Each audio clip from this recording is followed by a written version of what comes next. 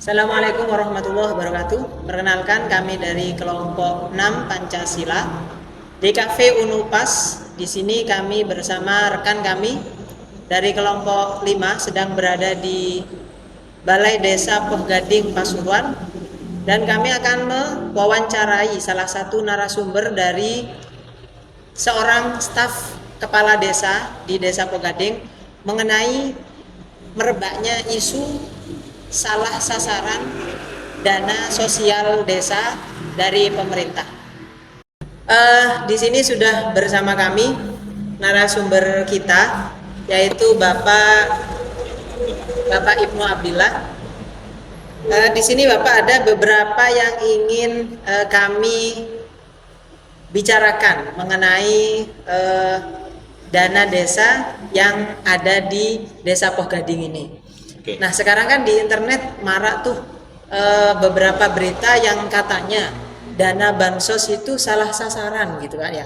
Seharusnya dana bansos itu jatuhnya atau diperuntukkan untuk masyarakat miskin atau yang kurang mampu, tapi di sana masih ada masyarakat yang sudah dibilang mampu atau bahkan kaya sekalipun itu masih mendapatkan dana sosial dari pemerintah itu. Nah, itu menurut Bapak itu seperti apa? Apakah juga pernah di desa ini seperti kejadian-kejadian yang ada di berita internet itu, Pak? Baik, saya mulai untuk pertanyaan yang pertama. Kalau di Desa Poh Gading ini bahkan pernah di demo juga sama warga sekitar, mengingat bantuan sosial tidak mengarah kepada sasaran. Dalam artian yang kaya dapat, sedangkan yang benar-benar miskin tidak dapat. Sebenarnya terkait dengan pendataan bansos itu ada dua macam. Yang pertama melalui data DTKS dulu, tapi warga diusulkan terlebih dahulu melalui aplikasi harus masuk ke data DTKS dulu, baru nanti diajukan di SIKNJ untuk diajukan kepada Kementerian Sosial. Yang kedua, ada yang memang tanpa ada pengajuan dari Kemensos. Jadi data memang langsung dari pusat langsung turun ke desa. Dalam artian data langsung turun beserta dengan beras-berasnya, dengan bantuan-bantuannya, tanpa melalui verifikasi dari awal sebagaimana yang sudah ada. Nah, itu yang menuai kontroversi sampai sekarang. Sebelum ke bantuan-bantuan yang beras ataupun uang, sebenarnya bantuan sosial yang diserahkan ke desa itu sebenarnya ada apa saja sih, Pak? Sebenarnya kalau bantuan yang diserahkan ke desa itu banyak.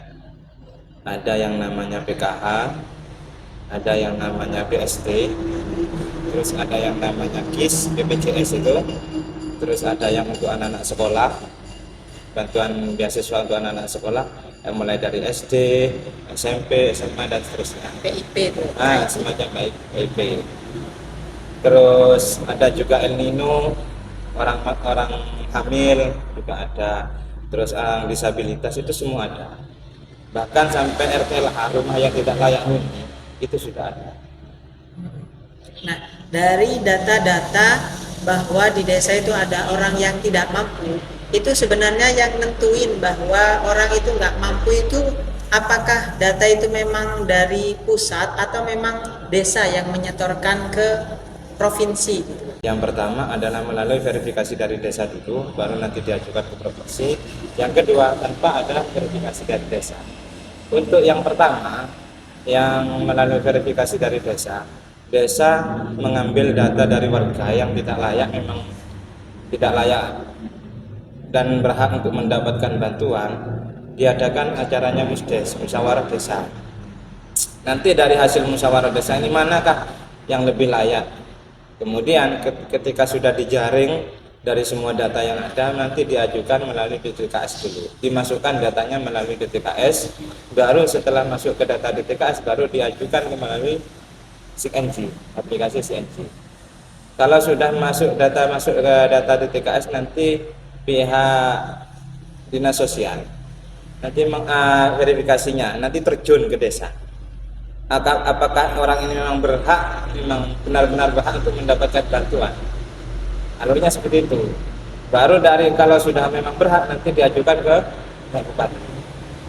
Dari bupati nanti ke Kementerian Sosial, baru turun lagi.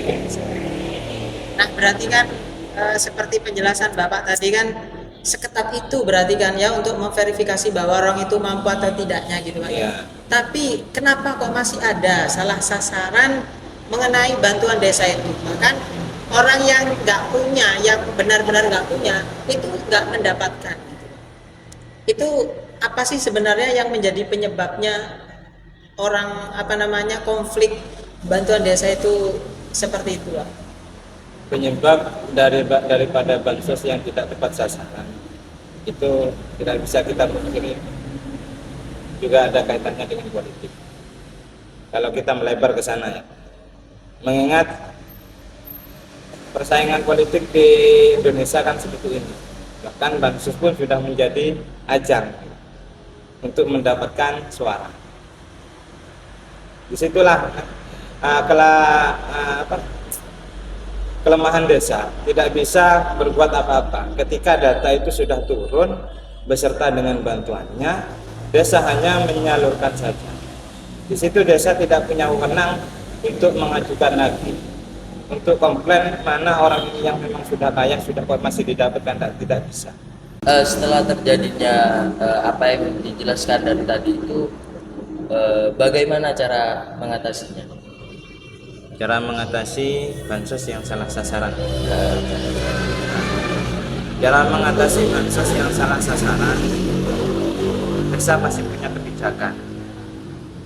Dalam artian di desa juga ada bantuan namanya BLT DD, bantuan langsung tunai yang dananya diambil dari dana desa. Dan itu hak paten tidak boleh dirubah.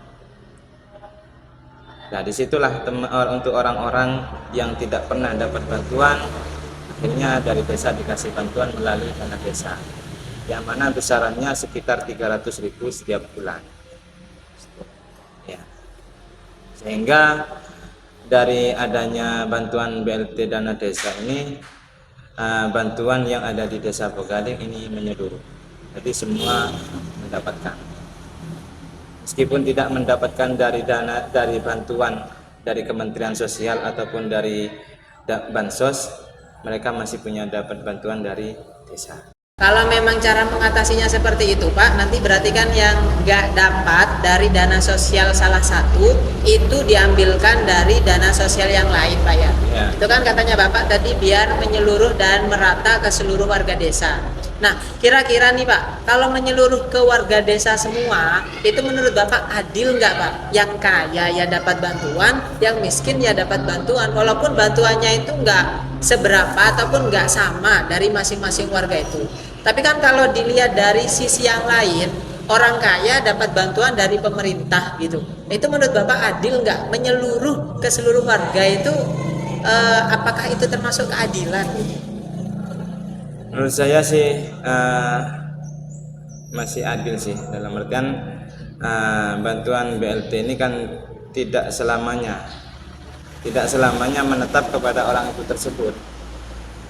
Yang dikategorikan kepada yang dialokasikan BLT DD itu adalah kepada orang menengah, bukan orang yang ke atas.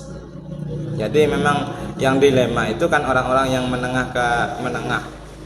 Yang ramai diperbincangkan selama ini kan orang-orang yang menengah, sehingga menuai polemik seperti itu. Untuk orang-orang yang sudah kaya saya kira sudah menyadari. Nah, untuk di Pogading sendiri kalau orang yang sudah kaya lah atau sudah mampu bisa dibilang itu apakah mendapatkan atau enggak? Kemarin waktu 2023 pernah ada orang-orang yang demo terkait bantuan. Tetap desa punya kebijakan dalam artian ya wes tidak apa-apa kalau hampian kalau ingin bantuan tetap kami ajukan. Itu solusi dari kami ketika orang-orang yang tidak mendapat sudah tidak layak untuk mendapatkan bantuan tapi ngotot untuk mendapatkan bantuan. Desa tetap mengajukan tapi bukan lewat DD,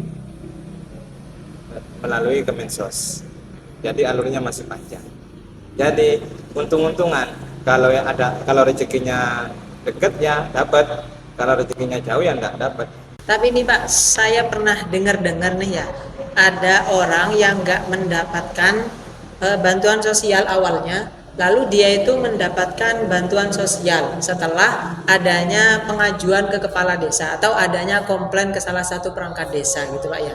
Iya. Nah, itu istilahnya itu namanya operan gitu Pak. Apakah itu memang ada kalau dalam apa namanya dana sosial yang di negara ini? Jadi dana sosial itu memang nggak selamanya untuk dia, tapi nanti itu ada istilahnya dioper atau dialihkan ke orang lain seperti itu. Oh, itu istilahnya bukan operan, tapi istilahnya kebijakan. Kebijakan dari desa sendiri. Ketika ada bantuan yang tidak yang tidak tepat sasaran, sebagaimana poin yang kedua yang di awal tadi, yang tidak melalui aplikasi DTKS. Jadi jadi data yang memang langsung turun dari desa, nah disitulah kebijakan kepala desa yang harus berperan. Jadi orang-orang yang memang sudah layak untuk tidak dapat bantuan maka dialihkan kepada orang yang berhak. Apakah pernah kurangnya dana yang diberikan dari atasan atau dari pusat? Sebenarnya kalau melihat kurang tidaknya, itu kan melihat kepada syukur kita kan. Realita yang ada ya, orang yang dapat bantuan, mereka itu masih belum kurang. Sudah dapat bantuan dari provinsi, minta BLT DP. Saya tidak pernah dapat bantuan. Nyatanya ketika dilihat di aplikasi sudah dapat bantuan. Itulah bagaimana ya, desa tidak bisa mencukupi kebutuhan seseorang selamanya. Negara pun tidak bisa mencukupi kebutuhan seseorang selamanya. Maksudnya mungkin Pak, anggaran dari negara, seumpama nih ada anggaran BLT atau ada anggaran PKH yang diberikan oleh negara sekian juta atau sekian miliar gitu, dan seharusnya itu diberikan kepada beberapa jiwa, istilahnya lah ada 30 KK di sana, ini untuk diberikan ke 30 KK. Nah, anggaran yang diberikan negara kepada desa itu apakah pernah ada kekurangan atau memang pas sesuai dengan KK tersebut? Saya kira pas sih Pak kalau untuk itu. Jadi nggak pernah ada kekurangan ya, negara memberikan ke desa ini nggak pernah ada kurangnya gitu. Tidak pernah Pak. Sesuai dengan yang diajukan berarti Pak ya. Nah, Oke teman-teman, kali ini kita lanjut ke narasumber kedua, yakni Bu Karima, yang tetap diisu terkait tidak tepatnya sasaran untuk dana desa atau bantuan desa kepada warganya. Selanjutnya saya Muhammad Ali Alexander dengan teman saya Mas Abdurrahman akan melanjutkan interview kita. Monggo Mas Rahman dilanjut. Di sini kami mau tanya Bu, tentang apakah Ibu pernah dengar isu dana sosial yang salah sasaran dari desa? Iya. Sebelumnya Ibu apakah penerima bantuan dari desa? Tidak. Tapi saya pernah beberapa kali didata oleh perangkat desa. Tapi sampai sekarang belum dapat juga. Apakah mungkin di sini ada kayak ketidak tepat sasaran seperti mungkin orang kaya yang mendapatkan bantuan? Iya, banyak. Itu bagaimana tanggapannya Ibu terkait itu? Ya mau gimana lagi? Mau protes ya nggak bisa. Sebelumnya niku pengecekan untuk dari orang desa ke sini tuh kiranya udah berapa kali? Kalau 4 kali lebih paling. Sering pokoknya. Sampai rumah dikelilingi semua. Lihat WC, lihat apa itu sapi tank. Semua dilihat tapi tidak ada hasilnya. Kalau menurut panjenengan niki termasuk kata atau banyak yang nggak tepat sasaran terkait bantuannya itu. Iya, Kenapa itu? ya mungkin nggak tahu ya. Mungkin karena ada faktor family itu dikasih. Banyak yang begitu. Orang dalam gitu. Mm-mm. Udah kerja di pabrik, kadang rumahnya juga tingkat, itu dapat, malah double dapat beras, dapat uang, double. Kalau di sini ada beberapa jenis bantuan mungkin yang sudah disosialisasikan ke dari desa, mungkin kayak PKH atau mungkin yang barusan itu dana yang dari Kemensos beras saja. Oh iya, baru dapat berapa kali gitu. Itu dapat undangan atau gimana kalau Iya, untuk beras? dapat undangan, tapi berasnya nggak memuaskan. Nah, Harapannya Ibu gimana terkait isu itu?